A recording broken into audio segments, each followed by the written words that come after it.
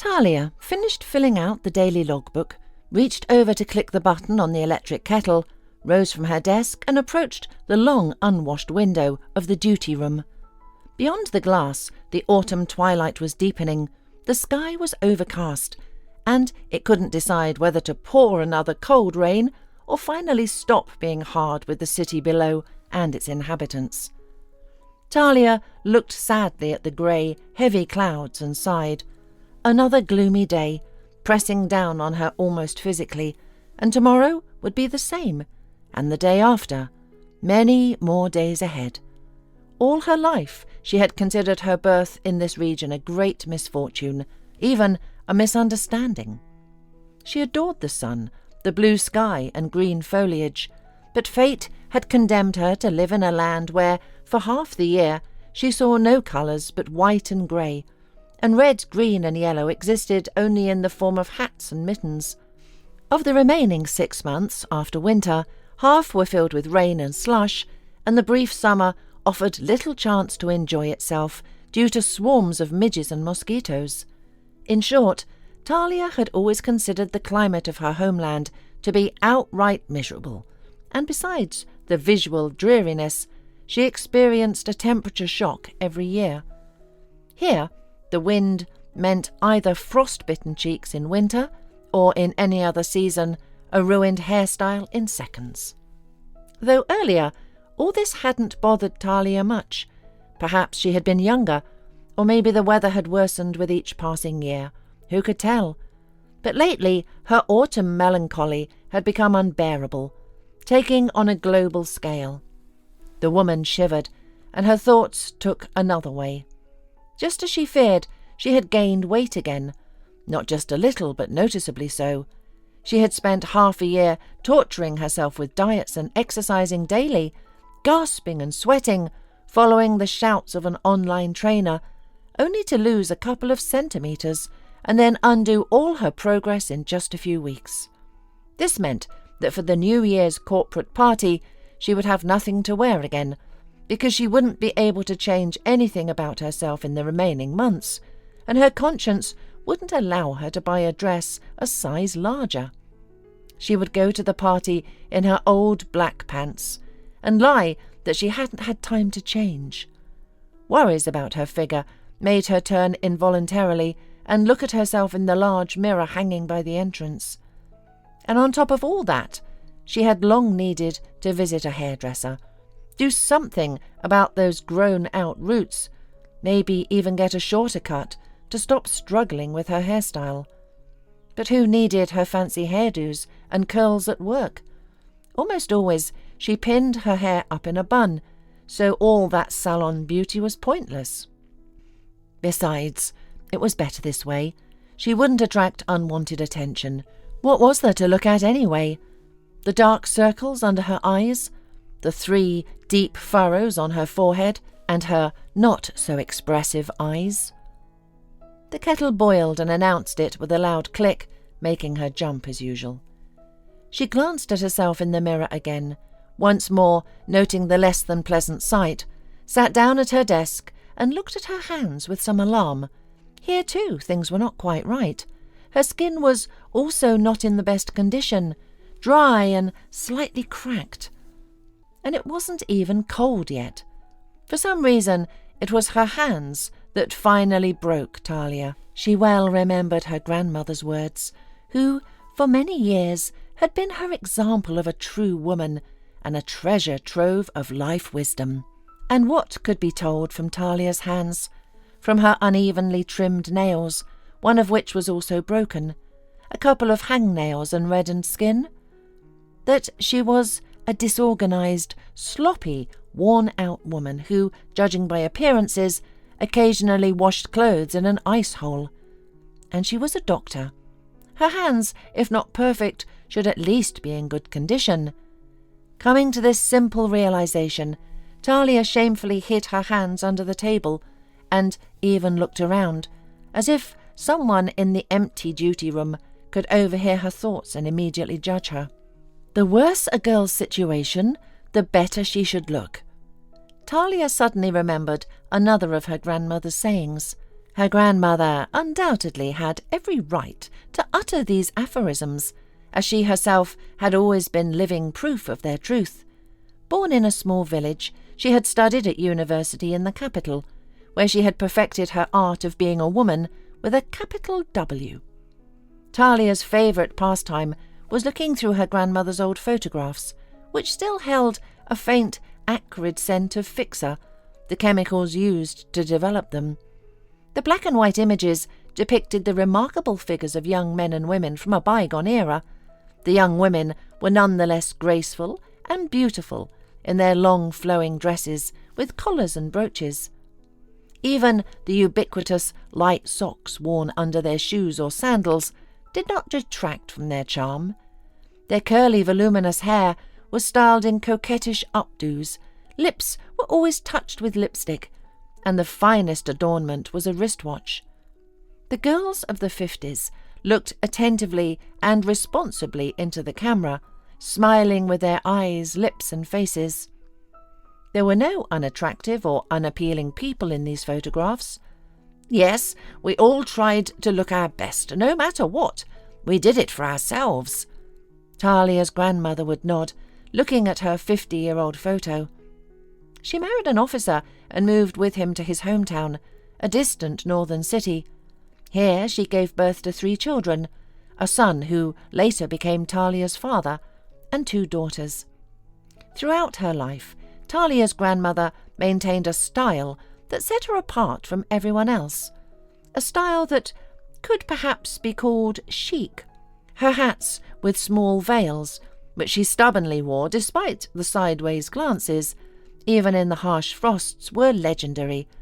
Until her old age, she did her own manicures, painstakingly inserting her arthritis-swollen fingers into the small scissor holes, and carefully styled her thin downy hair into neat curls. "I would even draw on eyeliner," she would joke, "but I'm afraid I'd miss and poke myself in the eye." And so, the worse a woman's situation, the better she should look. Talia reminded herself of her grandmother's wisdom. But her own situation was far from ideal, and she probably looked as bad as she felt. "What a shame," Talia suddenly thought. "What's wrong with me? Why am I so irritated by everything? The weather, my clothes, myself, even this miserable kettle. What's happening to me? Why have I become such a grumbler and a bore? Why have I let myself go, both inside and out? I used to be different, and the world around me was brighter, happier, simpler. I remember." Not getting an answer from outside, she settled more comfortably in her chair, closed her eyes, and lost herself in thought. So, in a few months she would turn 32. A lot? Yes, quite a bit. As they say, a good reason to take stock of things. What did Talia Thompson represent? Despite today's unpleasant self-inspection, she was a young woman of quite pleasant appearance, because everything she had noticed wrong could be fixed. She was not unintelligent, had a good sense of humour and healthy self-irony, and, according to many, including those knowledgeable in such matters, she was a competent and talented doctor.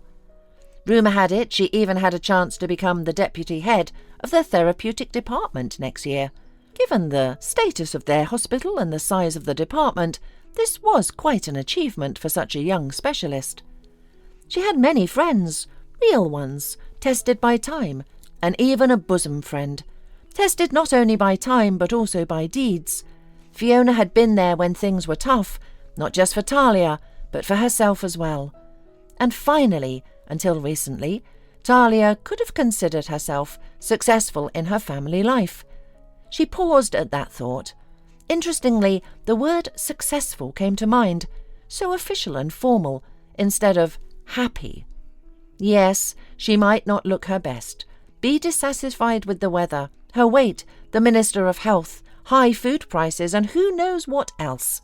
But in her life, there was the most important thing. She was happy with her husband. Why couldn't she say that, even to herself, sitting alone in the duty room? Perhaps because she wasn't happy. Talia fearfully pressed her palms to her lips. Well, there it was, the truth she had been avoiding. But it was nonsense. She and George had been together for 5 years, with arguments and quarrels. But who didn't have those? Her friend Fiona had broken up with her husband at least 5 times, even filing for divorce once, and yet they were still together, soon to celebrate a decade of shared struggles. George, Talia's husband, was a wonderful person. George was impeccably honest, principled, caring, and an outstanding, highly valued professional in every sense. He was meticulous, reliable, polite, and punctual, incredibly punctual. As Talia repeated the last word to herself, she shuddered. It sounded more like a job reference than a description of a beloved partner. She felt tempted to add, "He enjoys the well-deserved respect of his spouse." It all seemed strange and foolish, because none of the qualities she associated with George related to happiness or love.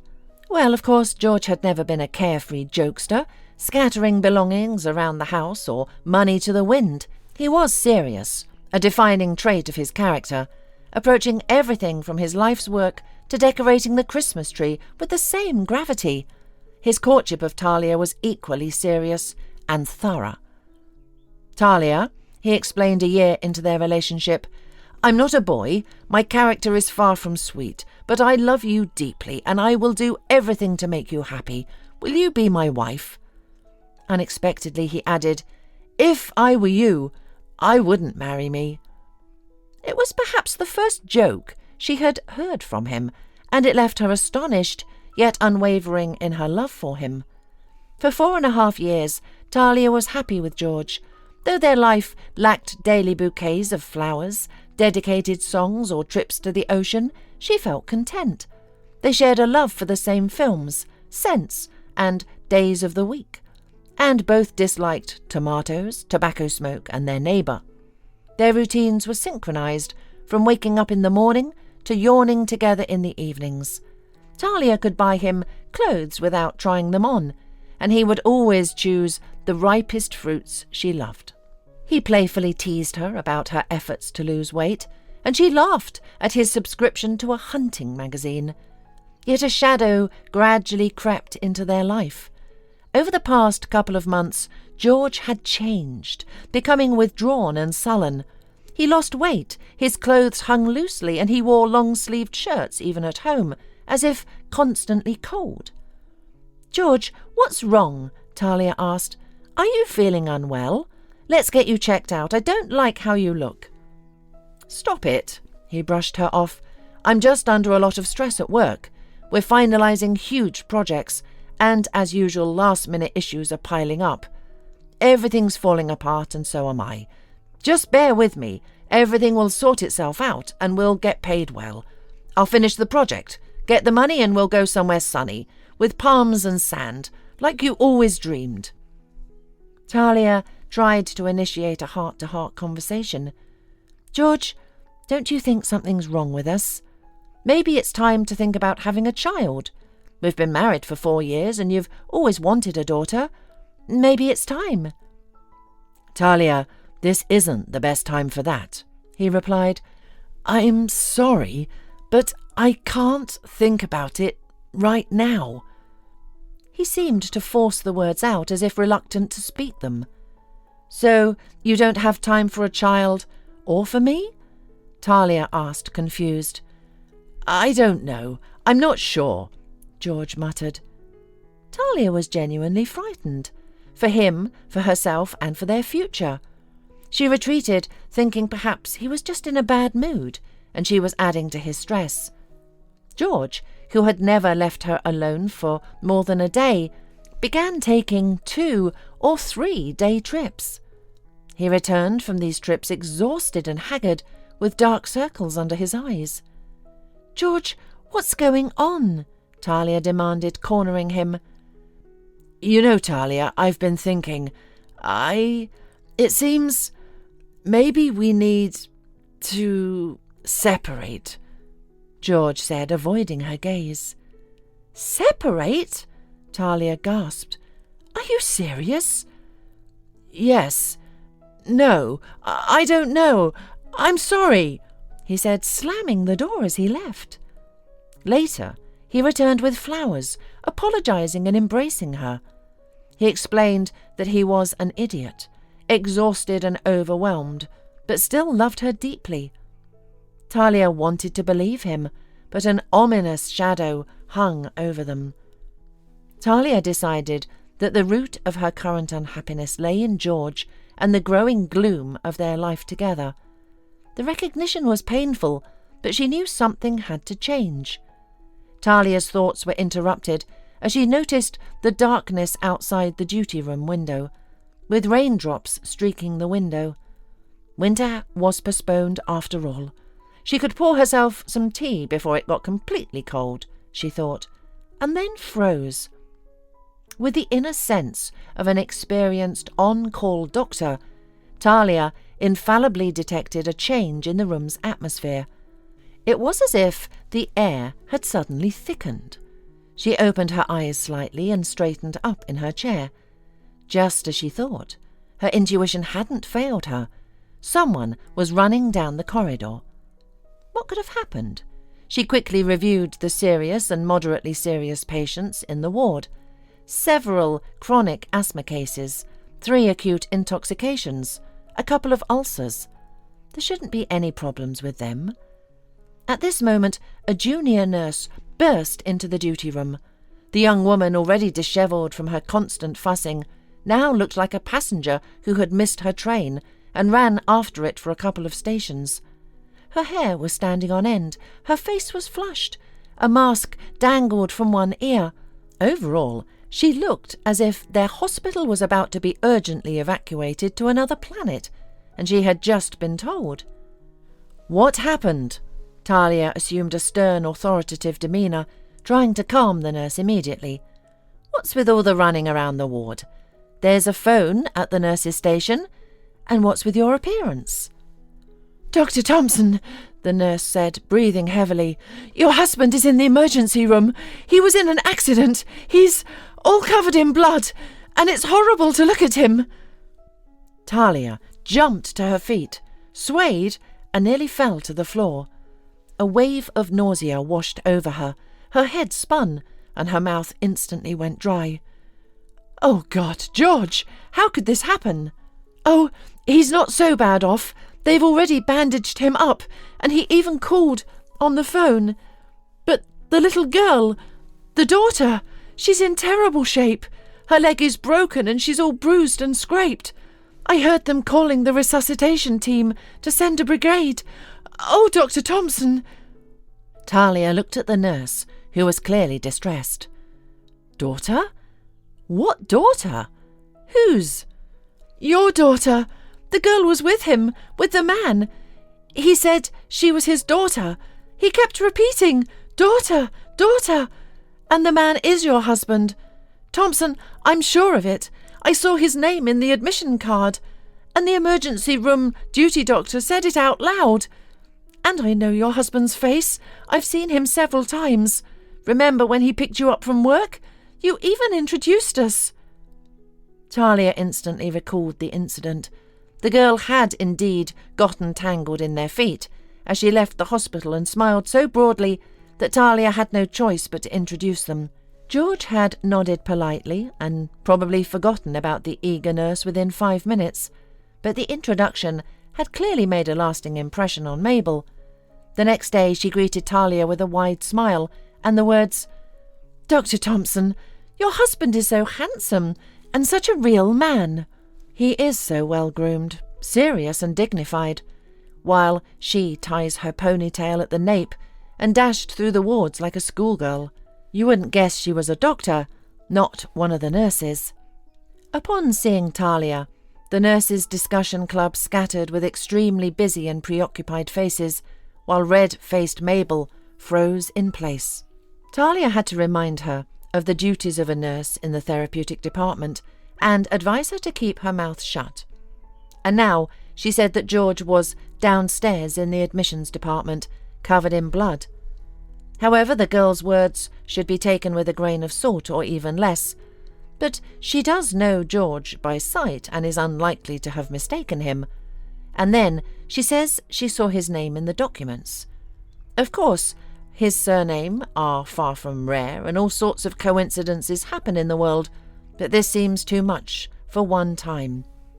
The most absurd thing, though, is the talk of some daughter who is with him. That is definitely nonsense. All this flashed through Talia's mind as she ran through the endless corridors and staircases of the large hospital, where not only casual visitors and patients, but also the medical staff themselves, who had worked there for years, would get lost. The distance from the therapy department to the admissions department was indeed considerable and indirect, and during the journey a multitude of thoughts rushed through Talia's mind. One of them suddenly made her stop abruptly, gasp in fright, and clutch the conveniently located windowsill, feeling dizzy again. What if it really was George, her husband George, and he was with his daughter? After all, they had no daughter. It didn't mean he couldn't have one. Talia caught her breath and ran on. In the large, bright reception room of the hospital, a male figure sat motionless on a bench by the wall. The man was intently staring at one spot and seemed completely detached. Talia's heart sank. The man sitting on the hospital window was George. It was his dark hair, slightly receding at the temples, his prominent nose with a slight bump, and his chin with a noticeable dimple. Well, all that remained was to approach him and ask with which daughter he had arrived. Talia cautiously approached the man, who continued to look motionless on the couch, resembling a statue, and only when there were literally a couple of steps between them did Talia suddenly sigh with relief and almost laugh. It was not George. She was certain she had never seen the man sitting before her in her life. But damn, how much he resembled George. It was remarkable.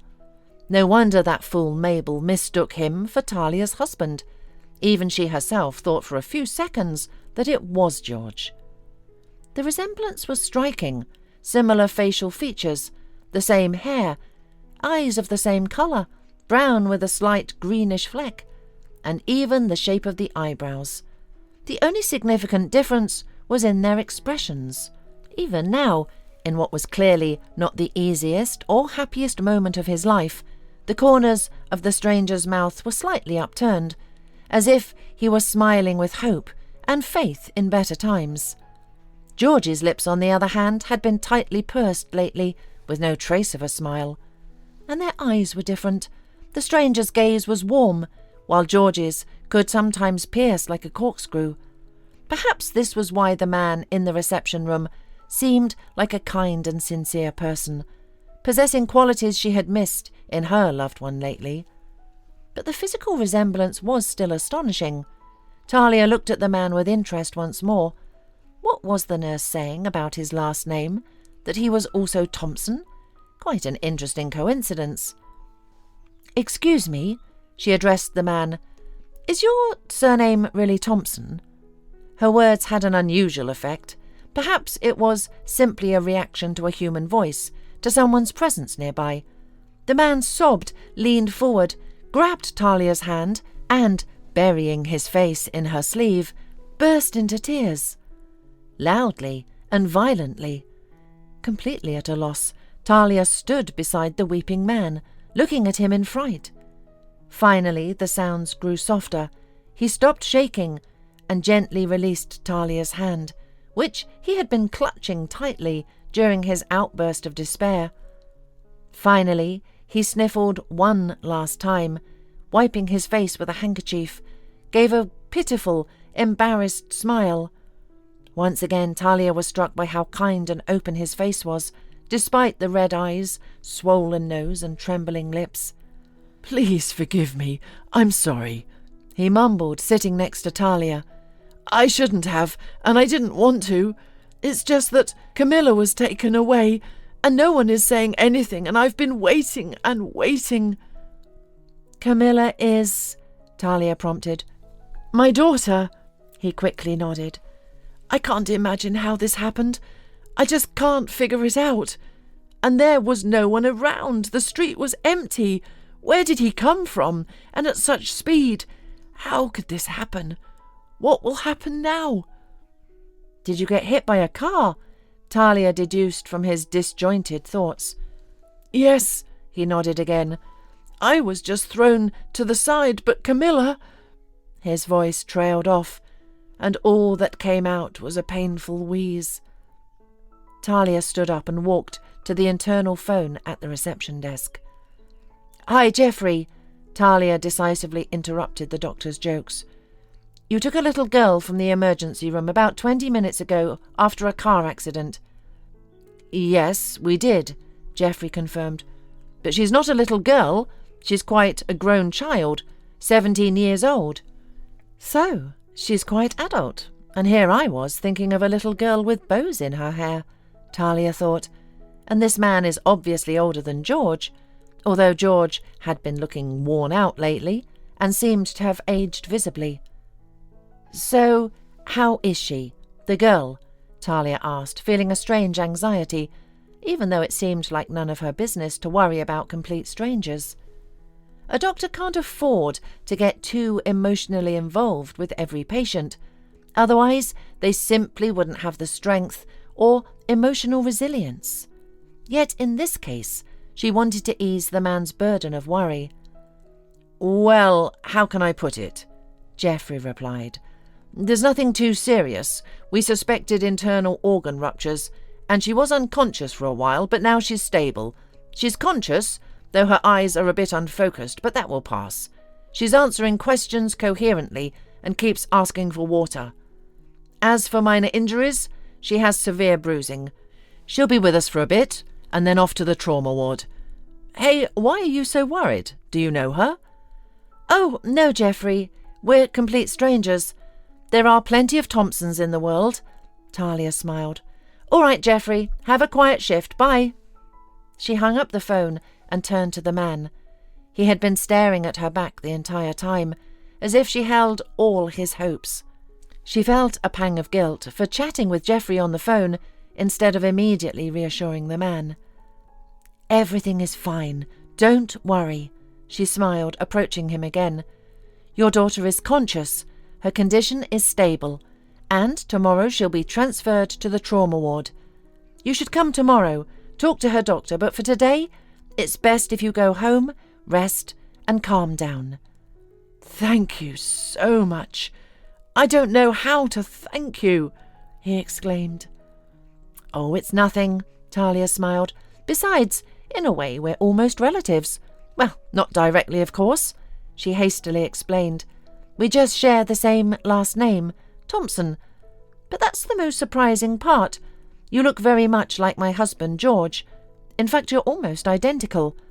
That's why I'm here. A nurse rushed into my room, shouting that my husband had been brought to the emergency room, and with a daughter no less. Can you imagine my shock after such coincidences?" Talia laughed, but stopped when she saw the man looking at her intently and seriously. "Tell me, what is his name?" he asked. "Your husband, is he by any chance named George? He's 32 years old, an engineer, and does he have a mole right here?" The man pointed to his elbow. Now it was Talia's turn to sit down on the bench, her legs suddenly feeling like jelly. "It seems everything is true." The man cautiously sat down next to her. "You see, dear doctor, it appears this is not a coincidence. Your husband and me, well, we're brothers. Half-brothers, I believe, though I'm not sure. I always get confused with family terms. We share the same father. And allow me to introduce myself. I am Ryan Thompson. I am almost 7 years older than George." Talia looked at the man in shock. If not for the belated thought that she was at work on a 24-hour shift with an entire department under her care, she might have sat there for a long time, trying to regain her composure. But the thought of her abandoned duties forced her to get to her senses. She jumped up, energetically straightened her white uniform, and felt as if During all this running around, worry and shock, she had even lost a bit of weight. "Honestly, I don't know what to say. I need to think, to calm down. The important thing is to get back to work. I will be here tomorrow, of course," Ryan smiled, and again she was struck by how kind and open his face was. "If you like, I'm willing to tell you everything I know, and perhaps you can help me again, dear doctor, but in a different manner," he added mysteriously. Talia no longer had time to find out what he meant. She nodded, handed him a piece of paper with her hastily scribbled phone number, and rushed into the corridor. For the rest of her shift, she couldn't stop thinking about what had happened in the emergency room. The man who claimed to be George's brother, whom she had no reason to doubt, stood before her eyes. However, Talia knew almost nothing about George's past. He didn't like to discuss his childhood and youth, jokingly saying he was born an old man. His mother had passed away 2 years before he met Talia, and he claimed not to remember his father, saying he left when George was about 5. "Don't you remember anything?" Talia would ask. She believed she remembered herself almost from infancy, and was furious when her parents laughed at her made-up stories about her early childhood. "I don't remember anything about him. And Talia, let's drop the subject. It's pointless. Father? This man never meant anything to me, and he means nothing now. Frankly, I don't even know if he's alive. End of discussion." His face would twitch, as if the very word father caused him physical pain. Talia had grown accustomed to seeing George as a man without a past. Even at their wedding, against her large contingent of relatives and family friends, he only invited his 3 classmates. "Talia, I'm probably not an excellent person. That's why I'm alone. But now I have you, so I must become better, right?" George would joke half-heartedly. And now she meets a man who claims to be George's brother. Incredible! Of course, she would meet this man, and perhaps after this meeting she would begin to understand George better, and maybe she could do something to save their relationship, because she loved George. She realized this clearly and distinctly when, after hearing that he was injured and admitted to the emergency room, she was overcome with a terrible longing and fear of losing him. Ryan Thompson called her in the morning, and they arranged to meet in a small cosy pizzeria near the hospital. After handing over her shift and changing clothes, Talia rushed to the appointed place, burning with impatience and curiosity. Rushing into the pizzeria, Talia immediately spotted Ryan Thompson. Upon seeing her, he stood up, waved hello and smiled joyfully. Again, she was struck by his uncanny resemblance to her husband, only his face was kinder. "And he seems like a good person overall," Talia thought confidently, watching as a huge, steaming pizza with still slightly bubbling cheese was placed before her at Ryan's signal. "So, tell me the whole story, but keep in mind, I still don't entirely believe you," Talia said with an encouraging smile. "Well, I don't entirely believe myself yet," the man smiled in response. "You see, Talia, I had already given up on this story, accepted it, retreated, decided I had made enough attempts to fix things, to get closer to George. But maybe now, with your help, George will understand." It was clear that the man pronounced his brother's name with great caution, as if getting used to the sound of it. "You tried?" Talia asked in amazement. "You see, Ryan, I know nothing, absolutely nothing. Until last night, I didn't even suspect your existence. George never discussed his family, and we got used to thinking of him as a lonely person who found it painful to remember his past." "Perhaps in many ways that's true, Talia." The man suddenly fell silent, as if pondering his next words. "And I'm doubting now whether I have the right to tell you everything." You do, Talia assured him. "You see, Ryan, I don't like these secretive mysteries. There's been too much uncertainty around me lately, and I don't want it to cost me my marriage with George. Maybe if I learn about his past, I can understand what to do in the present. What do you think?" "Maybe," Ryan said thoughtfully. "You know that this will be more of a story about our father and me than about George. Fernando Thompson was a handsome, quite talented and carefree young man, a typical offspring of a well-off, prosperous family. He was an only child to his parents, so naturally he received all their love and care. As a result, he grew up rather spoiled. Yet, despite his family's indulgence, he managed to form a decent sense of right and wrong, and never felt entitled to everything around him. He graduated from a school with a focus on physics and mathematics, and enrolled in a technical university, living the carefree student life, punctuated by exam sessions. Being well off, he didn't have to worry about part-time jobs, housing, or buying a car. However, his fellow student, named Camilla, struggled with these issues constantly. She came from somewhere far away. Fernando didn't even know the place. She was an attractive brunette who made Fernando study the map more closely. As a confident and handsome young man, the star of their class, he naturally caught her eye. How it happened, neither of them fully understood. In their 5th year, they felt grown up and independent, believing no one could tell them how to live. But a student party that turned into a shared night, followed by suspicions, fear, anxious waiting, and finally the certainty of Camilla's pregnancy, happened too soon for them, despite their perceived maturity. They panicked, said hurtful things to each other, and went their separate ways. Fernando came to his senses first. "Camilla, I'm ready to take responsibility for you and our child. Let's get married," he suggested. "Go away and never show your face to me again," the girl replied bitterly. "And the child?" Fernando asked. "There will be no child," she said, leaving the university and returning home. A couple of years later, Fernando learned that Camilla had given birth to a boy, his son Ryan.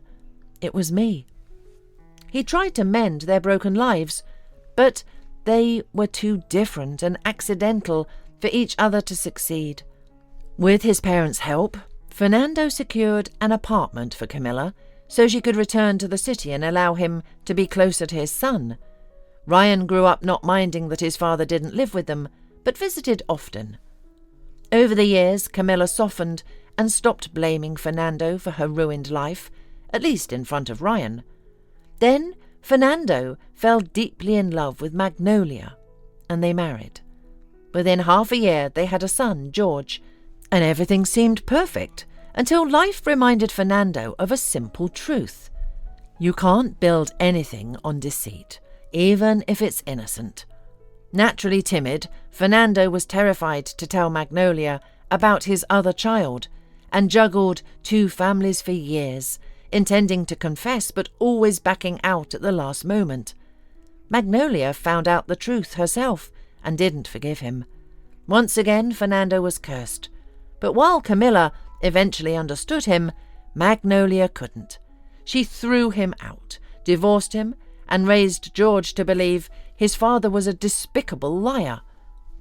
This upbringing bore fruit, but along with his father, George grew to resent his brother, whom he had never even seen. After all, it was this other son who ultimately took his father away from him. At least, that's what I think he believed. Ryan said with a sad smile, finishing his story.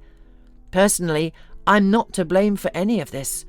I tried to meet George several times, but, well, I won't repeat the words he used to refuse me. But that's not relevant, Talia. What matters is that you're here, and maybe you can help us." "This isn't right. It shouldn't be this way. Dad died 3 years ago, having lived what he considered a foolish life, and he desperately wanted me to make peace with George. He said something interesting before he passed away, a phrase I'll never forget. He said I should try to piece together something worthwhile from the shards he had shattered. Saying this, Ryan smiled bitterly. Returning home, Talia, quiet and thoughtful, kept replaying her conversation with Ryan Thompson in her mind, or rather, his story about George's family. Although, what family could it be if George himself never considered Ryan as his relative and, as it turned out, stubbornly refused his half-brother's attempts to mend their relationship? What is it like to live knowing that you have close relatives, someone related by blood and very similar to you, and yet be completely alone? No, of course, George is not entirely alone in the world. He has Talia, but that's different. The woman tried to imagine what it would be like if her parents, her younger brother Dan, who had caused her so much trouble in her childhood, and her beloved grandmother, suddenly disappeared from her life. It's impossible to live without family. Of course, her situation and George's were entirely different.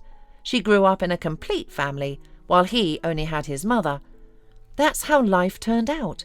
But now he has the chance to fix, if not everything, then at least a part of it, and to feel the presence of a truly close person by his side.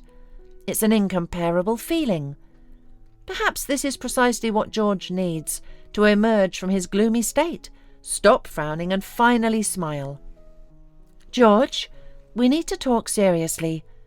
Talia decided to go straight to the point without delaying the conversation. "I found your brother. Well, not exactly found. He showed up. Completely by chance. Can you imagine?" Talia stopped and fell silent because the look George gave her was too heavy and gloomy even for him. "I ask you," he said, his voice tense, "please never mention this person to me again." "But why?" Talia exclaimed. "Listen, George, I really met him by chance. But maybe it's fate. Damn it, I only spoke with him briefly, but even in those few minutes, I could tell he's an excellent person and genuinely wants you to reconcile." "I didn't quarrel with him," George said calmly, but the tension remained in every word. "I didn't quarrel, and I don't intend to reconcile, and I don't want to communicate with him. I need nothing from this person. He means nothing to me.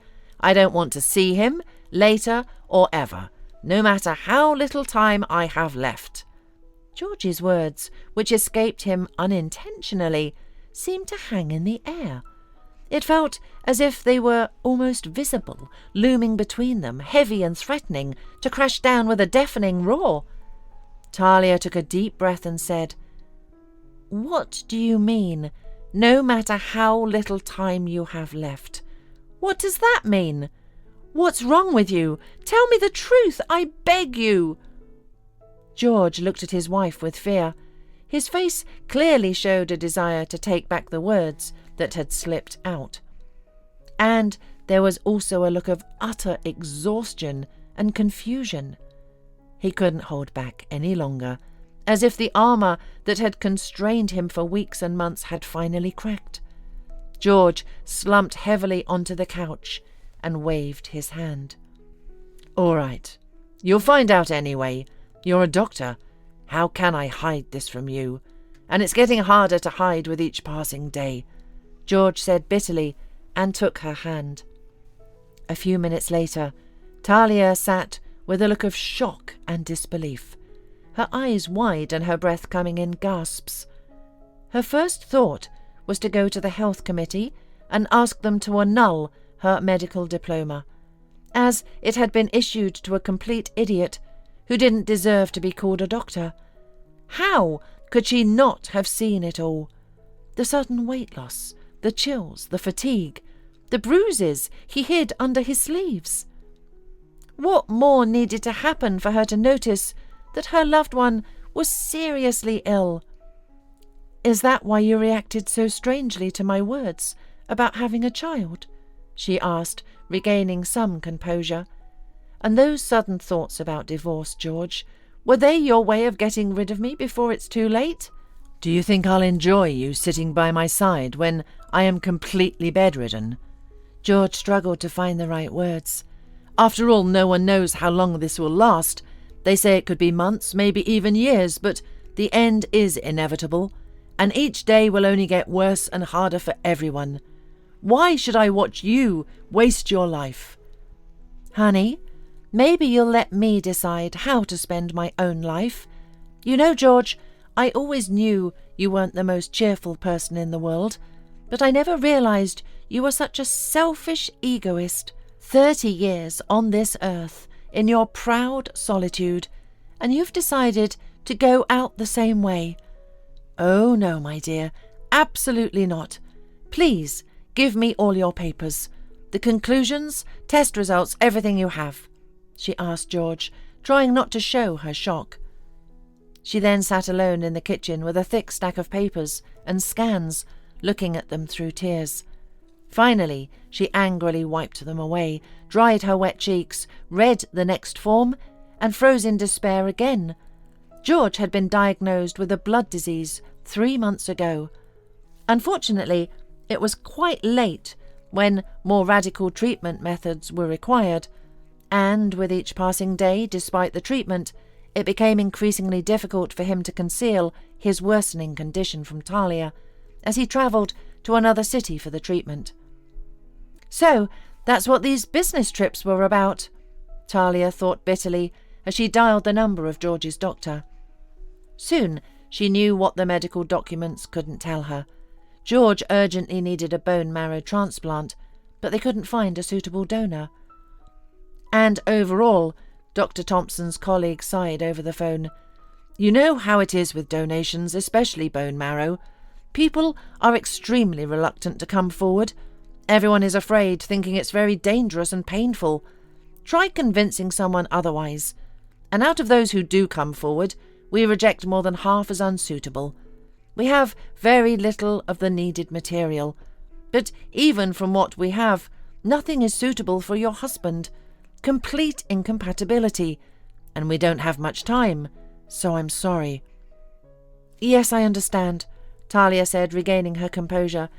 "Listen, Ivan, the best donors of stem cells are relatives, right?" "Yes, of course. People with a familial connection have high histocompatibility. In most cases, relatives are the best option for transplantation, but George doesn't have any close relatives, as far as I know. At least that's what he said."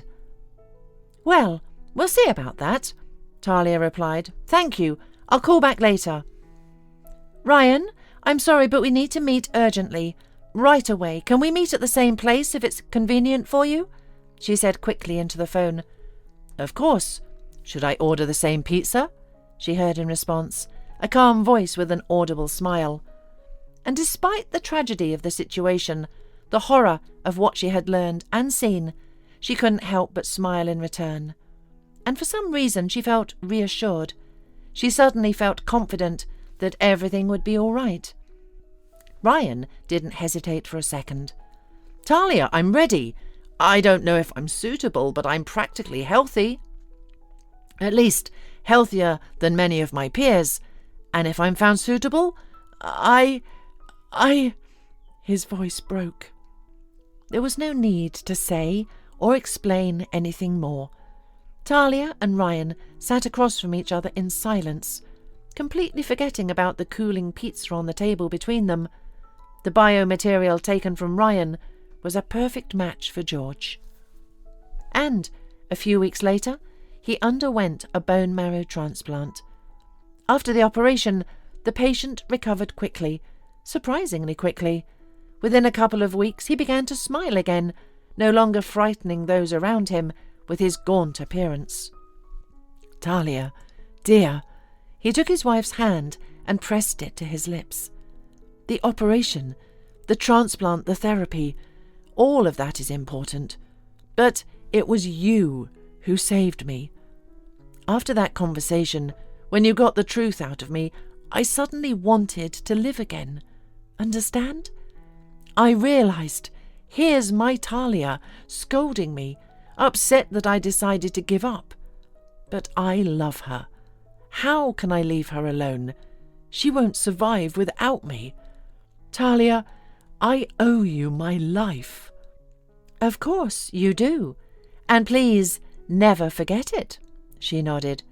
But listen, we need to talk. You see, your recovery is thanks to another person, even more so than me. George. He saved you, and before you start acting like an old grouch again, please think. In short, the bone marrow transplant saved you, and the only suitable donor was Ryan Thompson, your half-brother. And let me emphasize, before you start your old routine, he volunteered without a second thought, even though there were some contraindications for him. Understand? There was a risk, but he insisted. And here you are alive, almost healthy, and even starting to look rosy again, and surprisingly, you haven't said a single bad word about your brother. And you never will again. Right, George? George looked at Talia, nodded, and began to cry. Silently, almost without tears. Perhaps that's how men cry, when they finally realise their mistakes and understand that they can be corrected, at least partially. A year later, Talia and George were choosing a gift for Ryan Thompson. His 40th birthday was approaching in a few days, although he jokingly refused to celebrate, claiming that such a date shouldn't be celebrated if you wish the birthday person well. "Ryan, you're something else."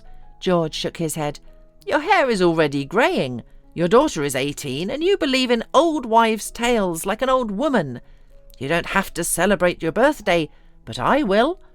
It will be my first time celebrating my brother's birthday." George blushed and lowered his head. Ryan looked at Talia, winked at her, approached George and embraced him. And Talia couldn't help but admire the two strong, handsome and manly men. Entirely different, yet remarkably similar, and, most importantly, brothers. "You know, Talia, this whole story taught me one simple truth," George said, looking at his wife with tenderness. "What's that?" "I've been resentful and angry all my life. At my father, my brother, my mother, even at myself. And what did I get in the end? I almost lost everything. My family, you, life, and the truth is this. It's foolish to waste life on regrets and resentment.